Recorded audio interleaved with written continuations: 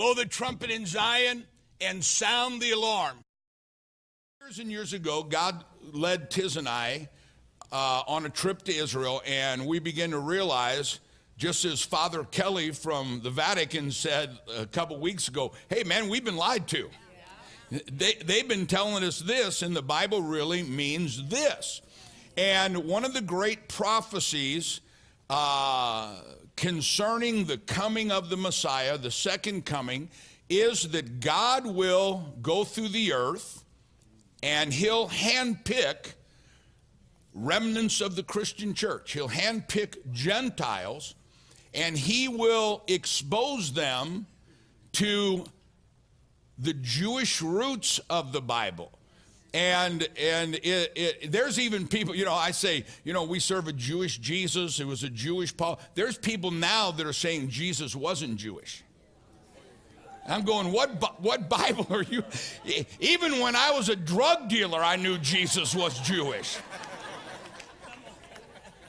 I mean, come on. Have you never seen Charlton Heston? But God will go through. And so I'm thinking about people that raise their hand and you're here for the first time. You're coming in 2 days before Yom Kippur. Rosh Hashanah, God opens the windows of heaven. And then for 7 days, he prepares us to make sure that we tikkun olam. I'm going to teach about this. That we make sure that we do something to help somebody, to feed a widow, to feed an orphan. Just make sure by your act, the scale, one day, one person will do one more good deed. The scale will be tipped, and the Father will say, go back for my people. Wouldn't that be amazing as if that happened today? Now, we don't know that it will, but we don't know that it won't, right?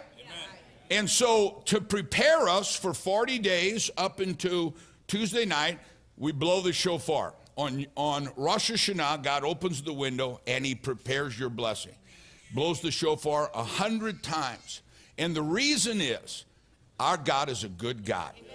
He's not a hard taskmaster. He's not an evil God. He's not a stingy God. He's not an angry God. He's a loving God.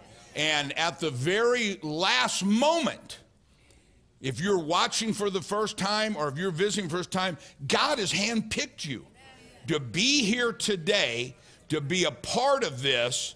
You didn't choose to be it. Was somebody invited? No, God picked you. That means God has great blessing for you. Amen? So I think we ought to blow the shofar one last time. And I think I ought to put the tallit on, because we might as well make this as kosher as we possibly can. And this tallit was made for me by very dear friends of ours in Jerusalem who are believers in Yeshua. And I have had this since my last birthday, right, Tiz? But I've been wanting to save it for this time of Rosh Hashanah and Yom Kippur. It's my coat of many colors.